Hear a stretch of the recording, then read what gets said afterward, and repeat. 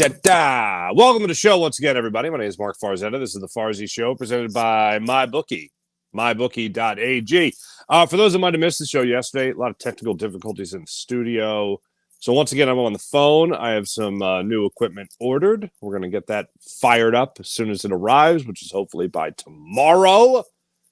One piece did arrive today. I tried working that worked before the show. It didn't.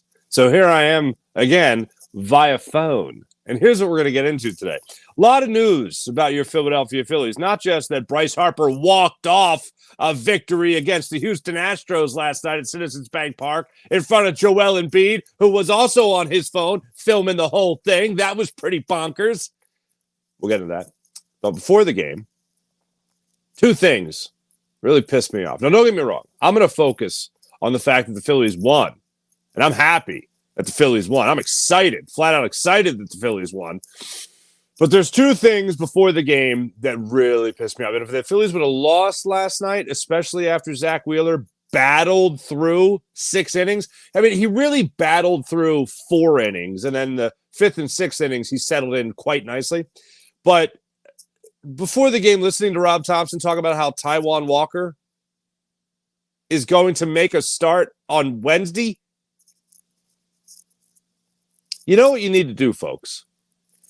You need to buy a ticket, unfortunately. I'm sorry. But you can get a great discount on Game Time app using promo code Farzy. Shameless plug. You need to go to that game on Wednesday. And if Rob Thompson isn't going to tell his boss, Dave Dombrowski, that he can't start Taijuan Walker because Taijuan Walker sucks, then this needs to go into the fan base's hands. And I've been saying this since Taijuan Walker's last start against those Kansas City Royals, that when he takes to the mound, if he is to take to the mound one more time, at least, then you, Philadelphia, we, Philadelphia Phillies fan base, need to not boo Taijuan Walker when he gets taken out in the 4th inning, and that's being kind. In this start coming up here against the Astros on Wednesday. Don't boo him. Don't boo anybody on the field. Don't boo anybody in the dugout. Turn around and boo the front office. Turn your back to the field and give a what the hell to the front office of the Philadelphia Phillies. Because in all honesty, I can't put this on Rob Thompson. I can't put it on Taijuan Walker. It's not like he's going to be like, wait, I suck. No. Give the ball to the next guy. No, that's not going to. Get Colby Allard involved again. No, he's not going to do that. Dave Dombrowski needs to make the decision and shut down Taijuan Walker. Here's the easiest way to do this.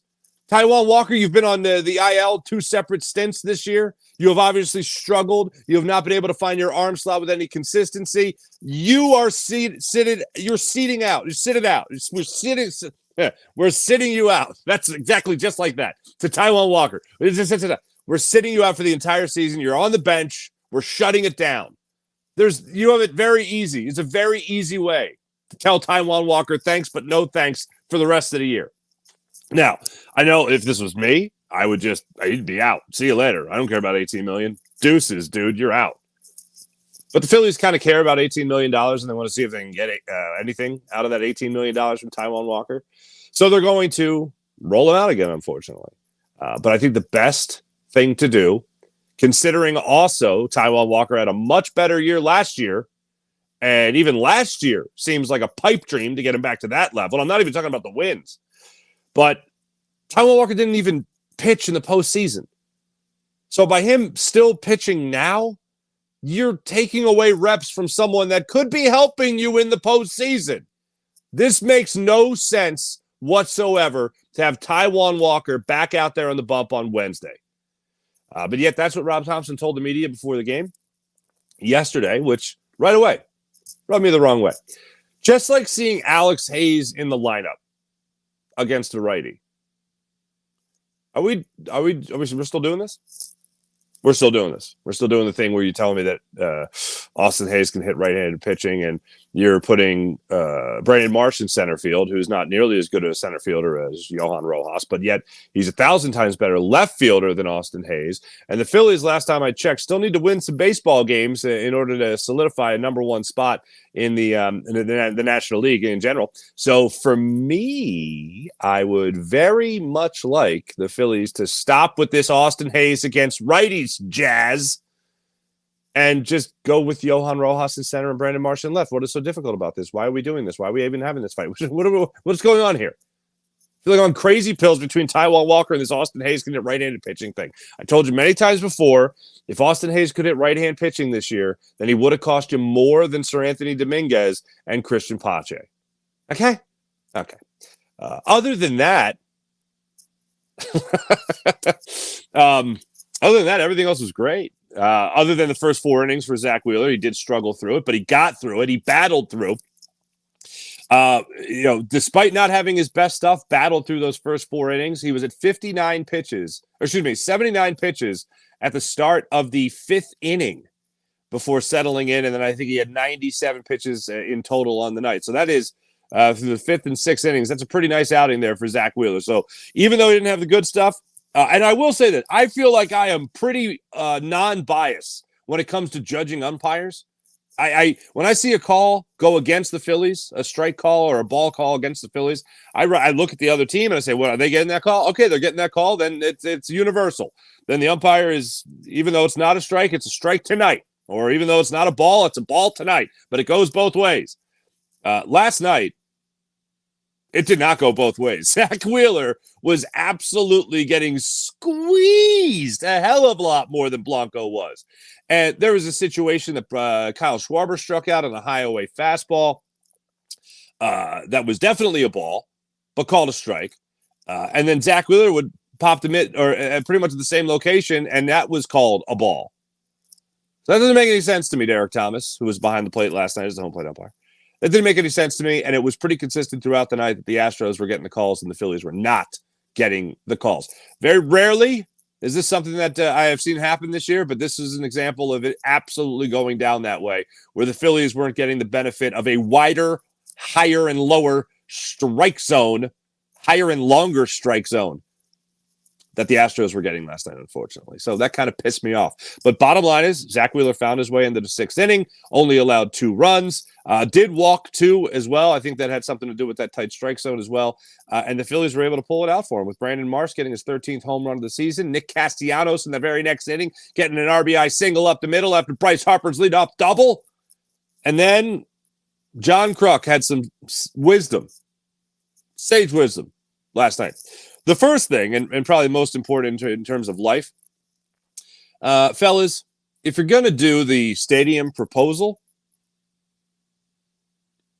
if she says no, there's plenty of other single ladies in the stadium that would say yes. John Kruk. I feel like when John Kruk talks, you need to have that old. You remember the old NBC graphic? The more you know, do. You know, remember that from yeah. That needs to happen after John Kruk has these drops his knowledge upon the fan base. So that was one thing. The other thing was he said Bryce Harper was going to win the game. Now, he admitted after the game he didn't know it was going to be in the 10th inning. I think it was the 8th inning that Bryce Harper came up to the plate again. And that's when, looking at my notes, 8th inning.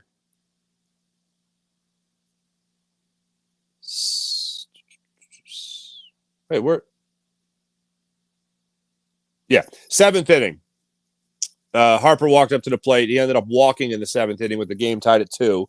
And that, I think it was at that at bat that John Kruk said Bryce Harper is going to win this game. Bryce Harper is going to win the game. He called it 3 innings earlier in the 7th. And then we get to the 10th inning. 2 things in the 10th inning. Number 1, the defense in the top of the 10th inning. Bryce Harper helping the cause big time, flagging down that, I think it was an Alvarez grounder. Yeah, Alvarez grounder down the first baseline. He smothers it, wins the race to the bag, gets the second out of the inning, bada boom, bada bang. The aforementioned Johan Rojas is in center field now as a defensive replacement, as opposed to starting the game, and he'd be fine. But he's the defensive replacement. Matt Strom's on the mound. This was the only hit that made me a little nervous. He goes up there and a little shaky. He's facing Diaz there in the top of the 10th inning. And Diaz lines one to center field that Johan Rojas is quickly approaching. He is running it down. I'm hoping it doesn't drop in. I see Rojas go into the dive. Diving forward is very difficult. And Johan Rojas makes like a routine diving catch, if you will, to rob Diaz of the base hit, to rob the Astros of the go-ahead run, because they had a runner on third at that point. And the Phillies go on to win the game in the bottom of the ninth inning on Bryce Harper's RBI single to right field. Phillies win it just like that. Bryce Harper won it. He helped win it with his double earlier in the game and scoring a run to tie the game, scoring the game-tying run. Then he brought in the go-ahead run, the game-winning run in the bottom of the 10th inning. He also had some great defense for you at first base. That continues for Bryce Harper. Here's what I love about it. Bryce Harper, yes, recently has had some struggles, especially in that Atlanta Braves series. And then more recently has started to find his way out of it, starting in that Kansas City Royals series, and then getting it going tonight for another multi-hit game for Bryce Harper. The average is starting to climb back up a little bit, and you're also starting to see him driving a couple of runs, hit for some extra base hits. It's his it's his fourth straight game with a double. So let's keep that going for Bryce Harper. Also, his third straight game with an RBI, and this one just happened to be the game winner. If the Phillies are going to catch the Dodgers, if you will, in the National League, and the Phillies are going to regain that top spot in the National League and obviously hold on to the top spot in the NL East, the Braves did win last night, by the way, then what they're going to need is Bryce Harper to 1,000 billion% get back to the MVP status, MVP caliber status that he had 2 months ago. And before the All-Star break, we were talking about Trey Turner and Bryce Harper pushing one another to get better and better and compete for an MVP award this season.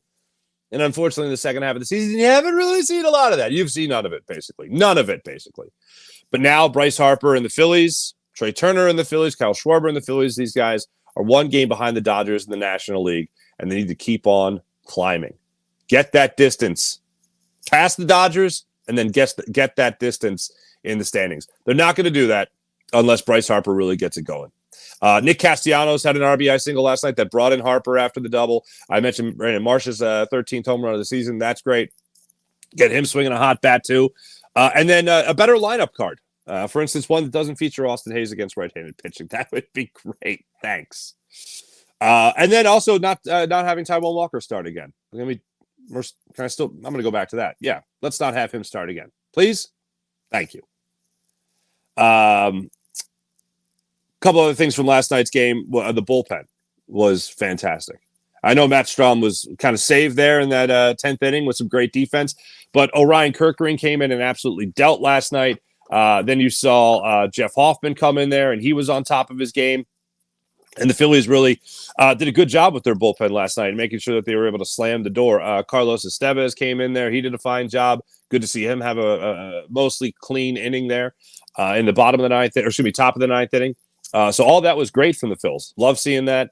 And the 6:40 start time is a welcomed return. I will say that. But looking at that box score again for the Phillies pitching, Kirkering an inning, 1 hit, Hoffman 1 hit, then Estevez and Strahm. Perfect. Love to see it. How about those guys combining for 19 pitches? Hoffman needed 12 to get through his 8th inning. All good vibes. All good vibes for the Phils. They got Aaron Nola on the hill tonight. He'll take on Justin Verlander. The Phillies now 77-54 on the season. Astros are 70-61 on the year. And here's the thing about the Phillies. So let's do the math together, okay? We'll do it together. They won game 2 against the Royals.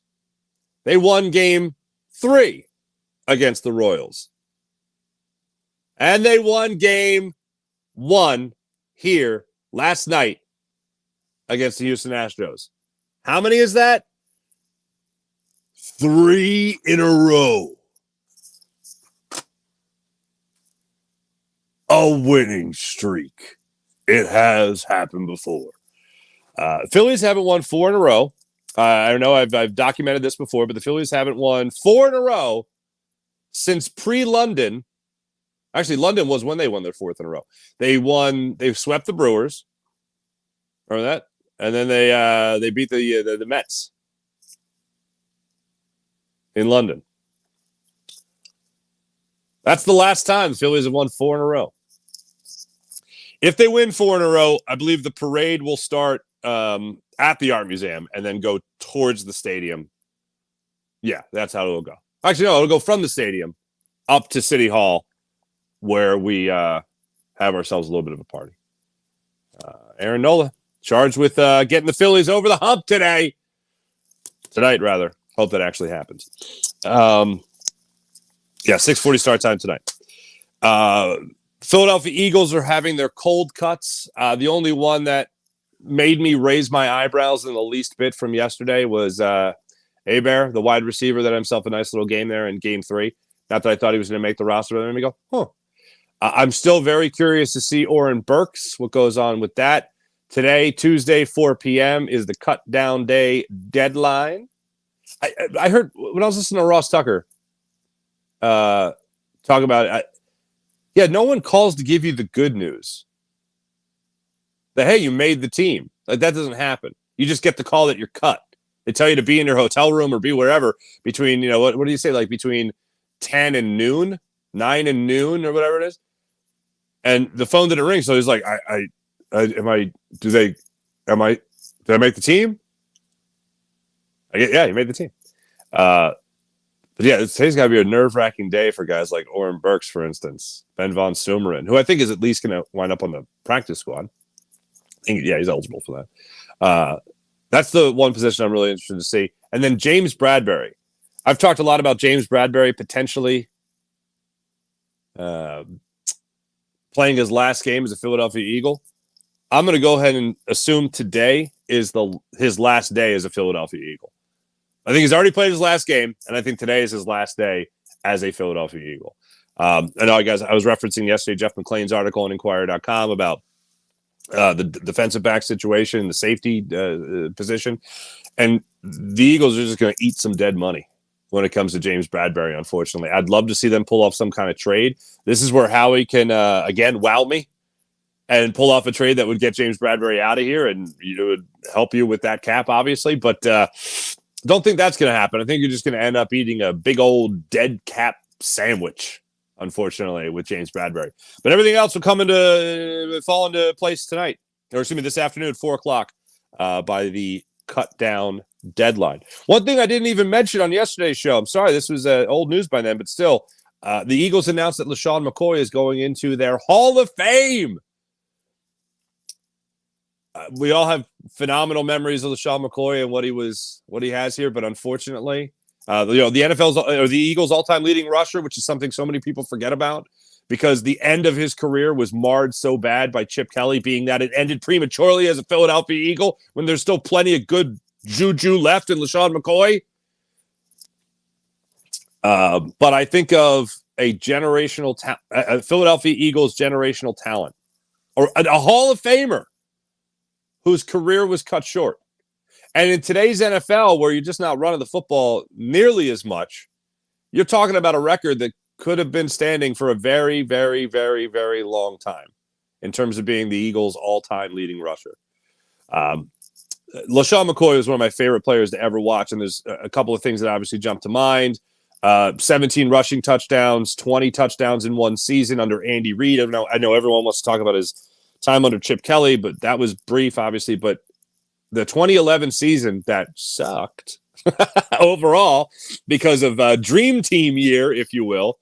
LaShawn McCoy went out there and absolutely balled out that year with 20 touchdowns. I think of a guy that could catch the ball out of the backfield. I think of a guy that could run between the tackles, bounce it outside. Just was an electric runner. And one of the things I think about is, of all people, Chris Collinsworth. Chris Collinsworth nationally went out on a limb, pretty big limb, with LaShawn McCoy. And I remember sometimes you hear these piping hot takes and you go, oh, come on. And the only thing I can liken it to, and it's not on this same level by any means, but it's just in terms of hearing something that you usually hear as a hot take and go, oh, maybe. I remember when Kawhi Leonard, unfortunately, and he beat the Sixers in the playoffs. I remember that year when Kawhi Leonard was playing in the playoffs. It was the first time I ever heard anyone say, no one's played like this on both ends of the floor since Michael Jordan. it was the first time I heard that piping hot of a take and then went, that's actually not a hot take at all. That's actually a pretty good point. Wow, that's true. And then I remember nobody had a problem with that take, and it became a very popular take. Well, to go to a lower level with a very similar comparison in terms of praise, Chris Collinsworth went out on a line and was the first person to say, I know I'm going to get a lot of flack for this, but LaShawn McCoy, here's a guy that really reminds me of Barry Sanders. And I was like, I remember, I was on the Sunday Night Football truck and I had coffee and I spit that out, did a spit take. And went, what did he just say? And then I'm watching it and I'm like, that particular move he just made. All right, that was Barry Sanders-esque. And then to heat up a hot take on top of the hot take, it was like a stack of hot take pancakes. He was like, this guy's a closer like Mariano Rivera. And I'm like, good God, man. Keep on heaping this praise upon this kid. Fine, great, wonderful, grand. But we just had Barry Sanders and Mariano Rivera comparisons with LaShawn McCoy. All right, I'm here for it. And hey, look, he was that good. And he was also Collinsworth was also the first that I heard describe a running back as nationally describe a running back as a closer. So, I mean, he was one of the first people to really go out there and praise LaShawn McCoy, and he was right on everything with LaShawn McCoy. He was that good. And the point of me telling you that is not to praise Chris Collinsworth by any means. It's to rather point out how stupid Chip Kelly was to let a guy of that talent walk for Kiko Alonso.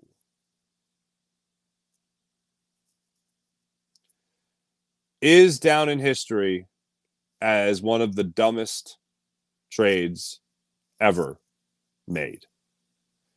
Not just in Philadelphia. Went on to have 3 great years in Buffalo. Would have had 3 more 1,000-yard seasons. Only had 2. Only had 2 in Buffalo. But a very versatile player that just didn't have to run between the tackles. Like I said, could also catch the football. I remember I somehow became LaShawn McCoy's host, I believe, to his 24th birthday party, which was at Chickies and Pete's. That was a random night. And then, I just remember how much fun the guy had playing the game. A snow globe game, I know we could all talk about, but man, good to see that he is getting his place at Lincoln Financial Field in the Eagles Hall of Fame. So that's awesome.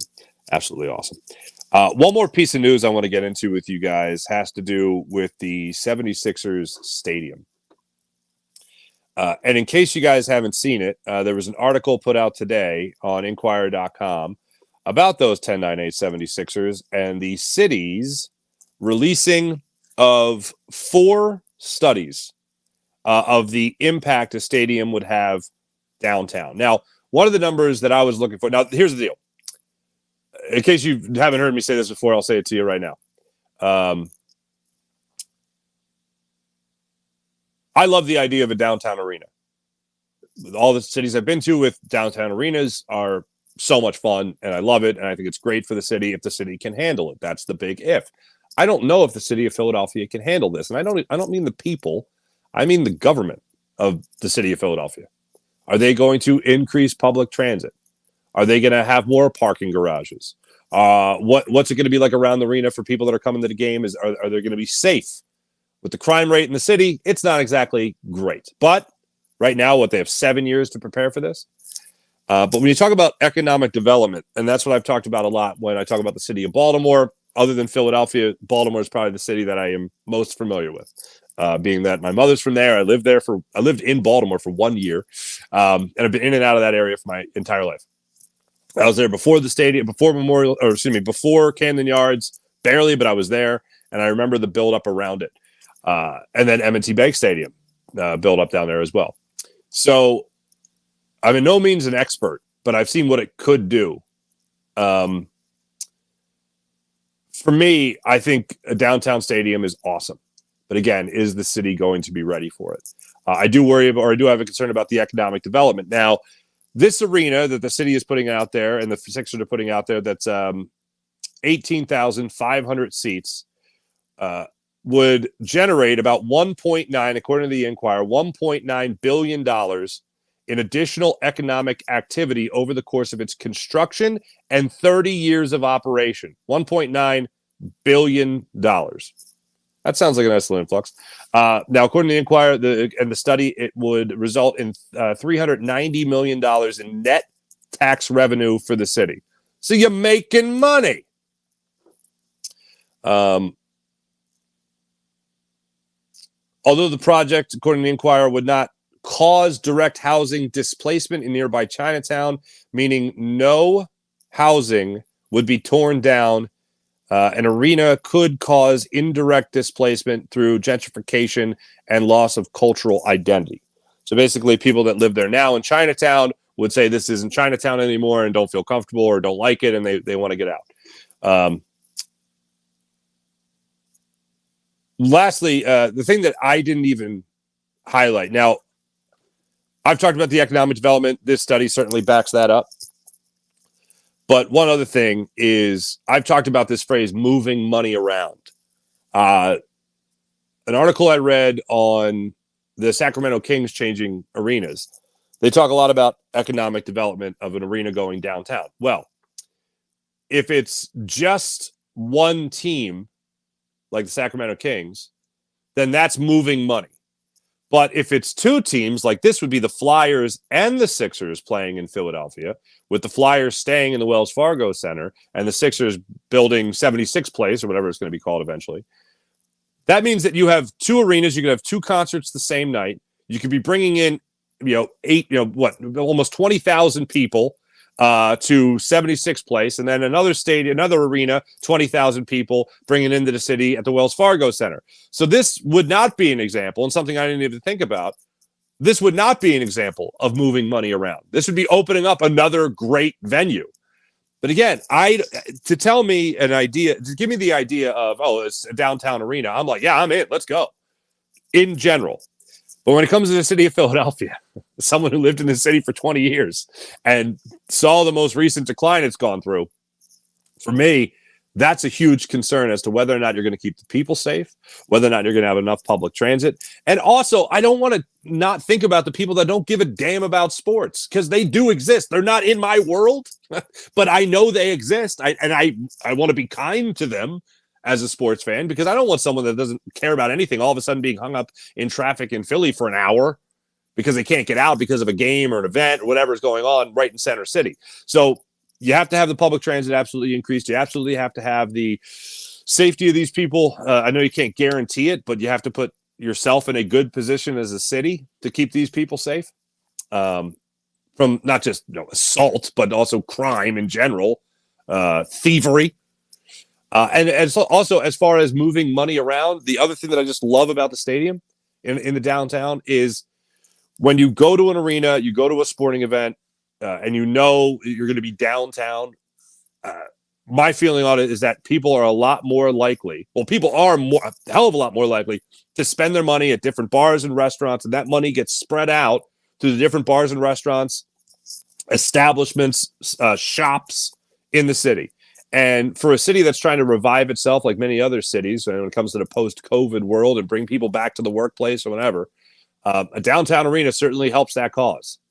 So I would assume that would be in Mayor Parker's line of thinking as well, considering she has been heading up people going back to the workplace in Center City since she's taken office. But when it comes to this situation now, I think that would be a huge bargaining trip. A huge factor for her and the rest of the city officials. But is the city going to be ready for it? My question has nothing to do with the Sixers. It has everything to do about the city of Philadelphia.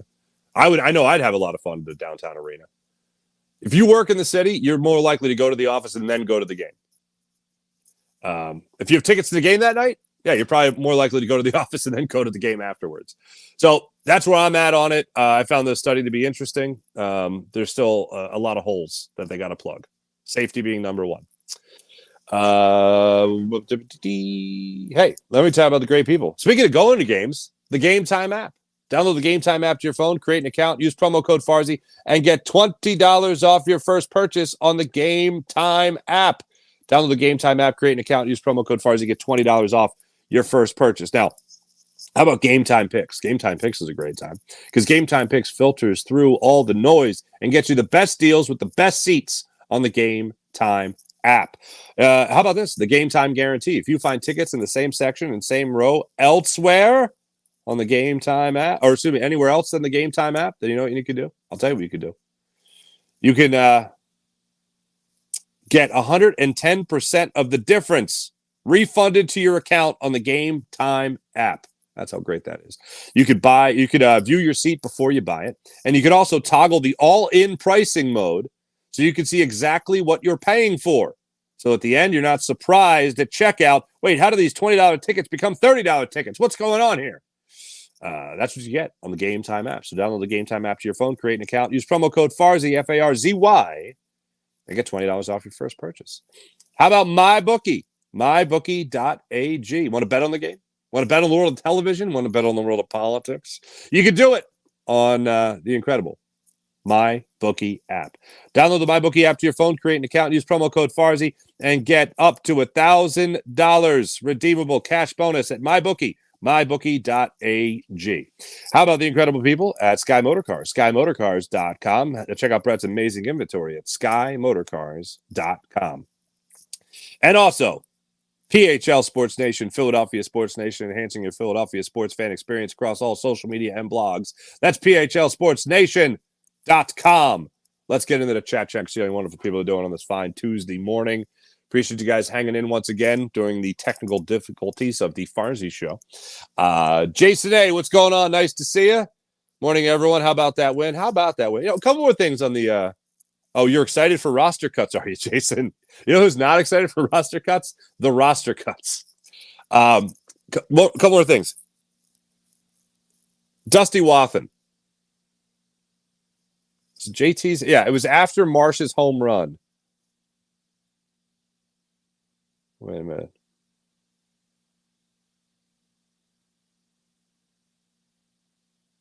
Wait, what did I? Yeah, sixth inning. Bryce Harper leads off with a double. Bohm grounds out. Harper goes to third. Castellanos gets the RBI single. Then Stott, I think, grounds out. Anyway, makes the second out of the inning. Real Muto gets the double. So there's 2 outs in the inning.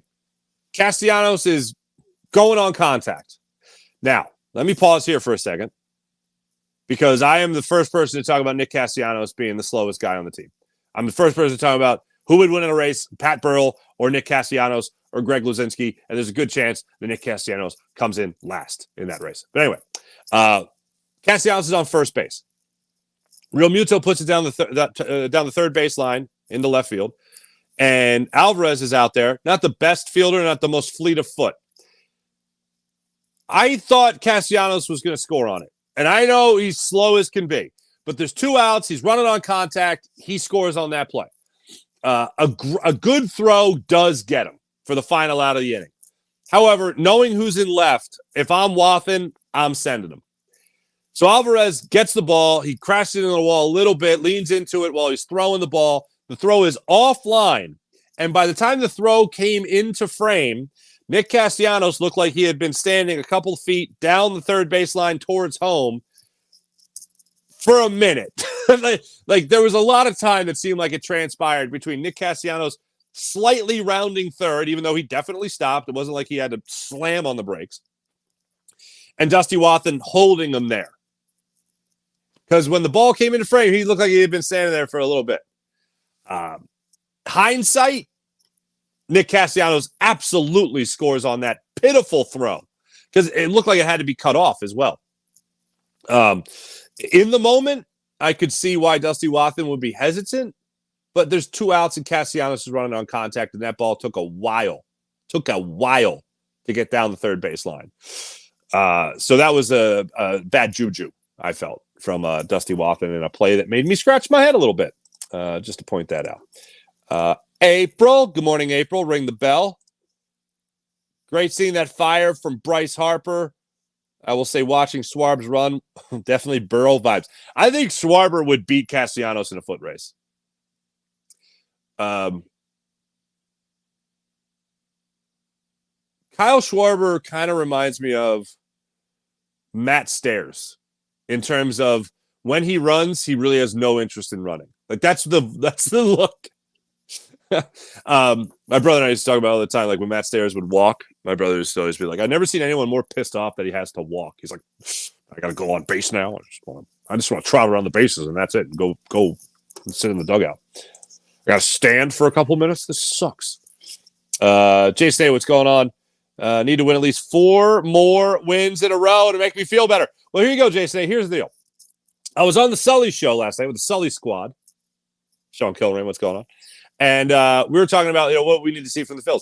And I need to see them take 2 or 3 against the Astros. They beat a good team in the Royals 2 out of 3. That's a rarity this part of the season, second half of the year. Beat the Royals 2 out of 3. Good. Then they got the Braves. The Phillies obviously can't look past the Astros. They got to beat the Astros first. But I'm going to go ahead because I don't got to play in these games. I'm going to look ahead to the to the Braves. So the Braves, Phillies have coming up after this in a 4-game series. They have to win that series. I would love to say they're going to sweep the Braves. I would love to say that out loud to y'all's faces and mean it. But the Braves are a legit thorn in the Phillies side because not only can they beat you in the regular season like the Marlins, but they potentially could have enough of a chip on their shoulder to actually finally, in the year they're least likely to do it, beat the Phillies in the playoffs. And I don't like saying that out loud because I don't want to believe it, but there has been nothing the Phillies have done against the Braves to lead me to believe anything other than what I just told you, which is the Braves are more threatening now than they've ever been. I had this is what it reminds me of. I had in my very brief high school writing career covering high school sports a million years ago.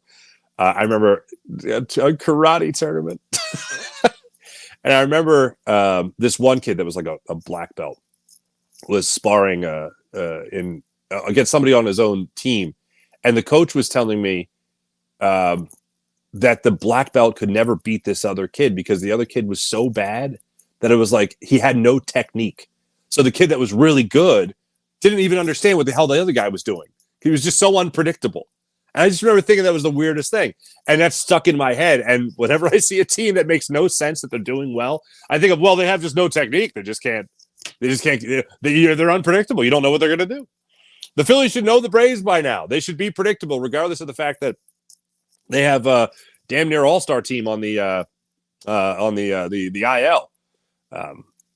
But they're scary right now because I don't even think they know what they're capable of. But I know here's one thing I know they're capable of: beating the Phillies, unfortunately, as they have throughout this entire year. So the Phillies to take 3 out of 4 would be very nice. The Phillies to sweep, that would be what I'm hoping for a week ago in Atlanta, last weekend in Atlanta. That's what I'd be hoping for. No, last week in Atlanta. I did want to look at that pitching matchup because I was a little confused about what that looks like for the Phillies and the Braves series. So Nola goes tonight. Sanchez, Walker. I think Walker's supposed to be Wednesday, according to Rob Thompson. And then Sanchez would open it up then against Atlanta. Then Suarez, Wheeler, Nola. So that's the perfect way to do it for the Phils in terms of the pitching matchups. Lopez. So Charlie Morton looks like he would go for Atlanta on Thursday. Then Lopez, Fried, and Schwallenbach against Nola. I don't like that Schwallenbach fella. I don't like him one bit. All right. Back to the comments. Thank you, Jason. Appreciate you. James Alexander, what's going on? Good morning. What a thriller last night in the bottom of the 10th inning. The winning streak continues to build some momentum. Keep it going. Hopefully Bryce can keep it up. He's looked lost over the past 2 months. Yes, he has. Sean Kilrain, there's my man. What's going on? Bryce is right. That's what it's about. Clutch. Don Arlington. Arlington. What's going on? Do you think Nola will have a complete game this year like the other starters? You know what? Why not tonight? Actually, you know what? No, I want Nola to go 6 innings tonight, 90 pitches. I'll give him 2 runs. That's what I'll do. Nola tonight, 6 innings, 2 runs. Repeat the line of Zach Wheeler. 90, 95 pitches at most. And then he's a little bit more fresh for the Braves game. That's what I'll do. That's what I'll be rooting for. That's what I'll be pulling for tonight. Don again. Bench Walker, bring back Allard. Yeah, I'm 1,000 times with you. Farzy Camp, it's a bar. What's going on, Farzy Camp? It's a bar. You know, ever since you challenged me, the Phillies have, 4-game winning streak. Now I know they lost the series against the Braves. But really, ever since you challenged me, Farzy Camp, it's the bar. They've been doing just fine and dandy. James Alexander, our bullpen came through. Yes, they did. Sean Gillespie, good morning. Glad Shady got 2 Super Bowl rings. Yeah, how about that? One was with the Chiefs. The other one was with the Bucks, right? Yeah, that's the way that worked. The Brady one, obviously. And then, yeah, good for Shady. Joseph Brennan.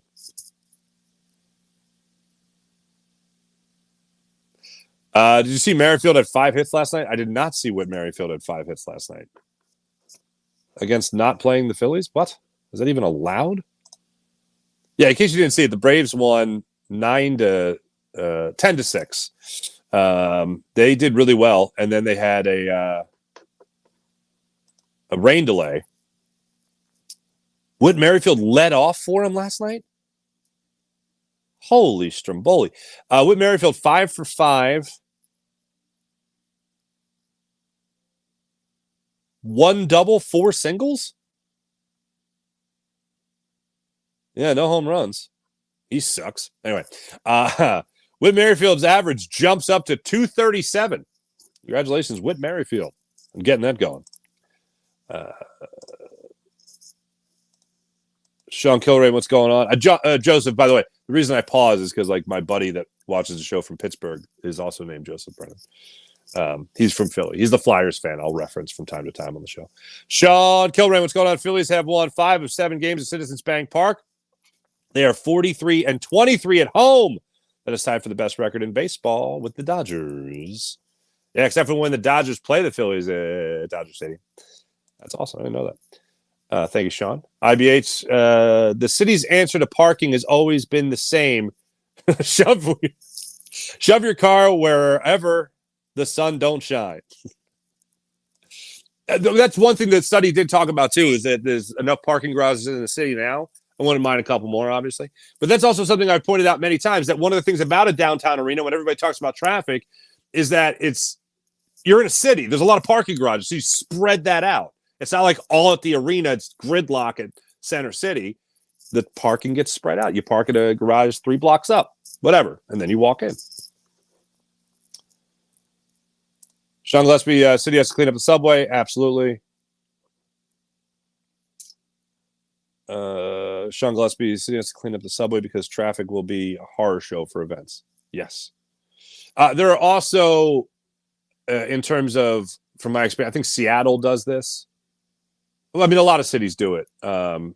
Washington's not in a city, but a lot of places just change the traffic flow. And I know that causes more problems elsewhere.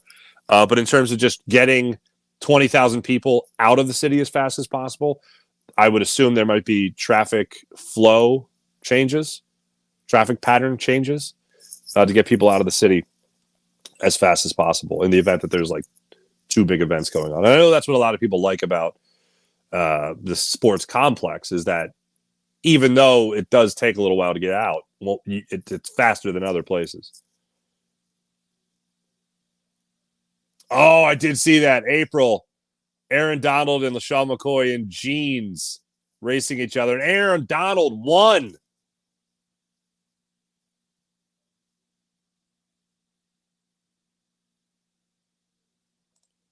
Wait, did you see Sean Cohen? Did you see on the final day of training camp last week? The Eagles coaches had some players square off on 1-on-1s against each other. I did not see that in front of the whole team. That's great.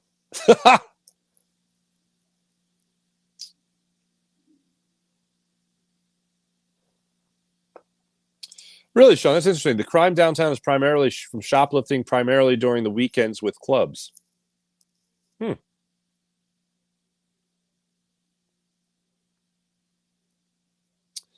I mean, I think I've told you guys the reason we moved to the suburbs, other than being close to family, there were three things going on in my neighborhood. A purse snatcher that was using a gun.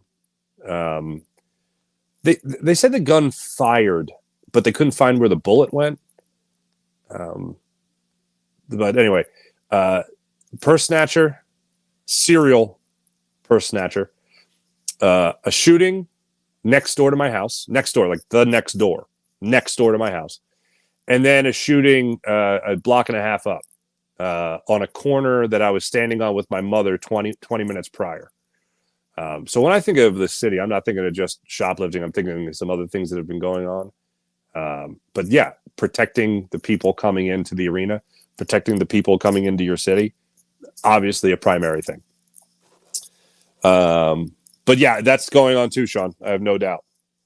Sean Kilrain, what's going on? You see? Oh, sorry, got that one already. Wait, Sean Kilrain, Ben von Sumeren was lined up at receiver against Andre Sam, who got cut yesterday. Wow. Von Sumeren ran a filthy corner route. All right. Fine, then. He makes the team. I'm in. IBH, I'm just going to put it up there and people can know. It's hilarious. Thank you for doing that. It's my favorite emoji. I send that at the most inappropriate times. Thanks for hopping on the pod. Oh, I had a blast with you guys, Sean. Thank you. Sully Squad. Check it out. YouTube. Jason A., what's going on? Downtown isn't the issue. It's everywhere around it, mainly Northeast and Southwest. Worst areas besides Kensington. Beautiful Kensington.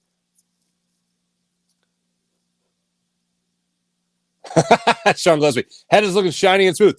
Knowing that I would probably have to be on my phone again on a better camera, I did shave the dome for you. And even cleaned up down here. This I can go like this for a while. This is what I think makes me look rather ragged. So I try to get trim up the neck beard as much as possible. Oh,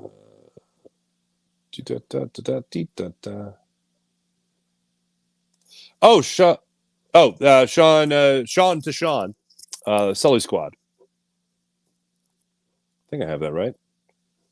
Did you put it up? There it is. Yeah. Sully Squad Sports. There you go. Thanks, everybody in the chat. You guys are wonderful, as per usual. Let's get to the morning rush, brought to you by Sky Motorcars, skymotorcars.com. Here's what you got going on tonight. Well, first off, today, 4 o'clock, cut down day for your Philadelphia Eagles. Who will make the team? The guy that I'm pulling for today that I hope makes it through is E.J. Jenkins. He's my bubble guy that I'm looking at as far as making the team or practice squad. I think he at least makes the practice squad. James Bradbury, whether or not he's cut today, whether or not the Eagles hold on to him to try to trade him in the next couple of days. Yeah, I have all that to get into. So that goes on 4 p.m. today. Oren Burks, Ben von Sumeren, see what goes on there. I like a Von, not a Van Sumeren, you know what I mean? So we'll look at that and see if that goes down today. And, yeah, that's what you got. Phillies, Astros, Game 2 of their 3-game set. Justin Verlander against Aaron Nola. Justin Verlander making just his second start since coming back from injury. It'll be against this Phillies ball club tonight at 6:40. I will be on the Locked On Sports Philadelphia postcast, so make sure you like and subscribe to the Farji Show. Make sure you like and subscribe to Jacob Media. And make sure you like and subscribe to the Locked On Sports Philadelphia YouTube channel, where yours truly breaks down every Phillies game right after the game, as well as the Sixers. Now, I've been teasing this for a little bit. I'll tease it one more time. My football season responsibilities will not be with Locked On Sports Philadelphia. Like I said, I'm going to keep going with the Phillies and the Sixers when the Sixers start up. You will be put in great hands. That's all I can tell you about who's going to have you for Locked On Sports Philadelphia Eagles postcast. As far as my football season responsibilities, stay tuned. There could be an announcement today, as a matter of fact. I look forward to working with some phenomenally talented people and a couple familiar faces as well. So stay tuned for that. Thanks for watching. Thanks for listening. Make sure you hit like and subscribe on the Farzy Show YouTube channel. Make sure you hit like and subscribe on Jacob Media. Make sure you hit like and subscribe on Locked On Sports Philadelphia YouTube channel as well. Thanks for watching. Thanks for listening. My name is Mark Farzetta. See you guys tonight following the Phillies and Astros Game 2. See you guys tonight. Locked On Sports Philadelphia. Bye.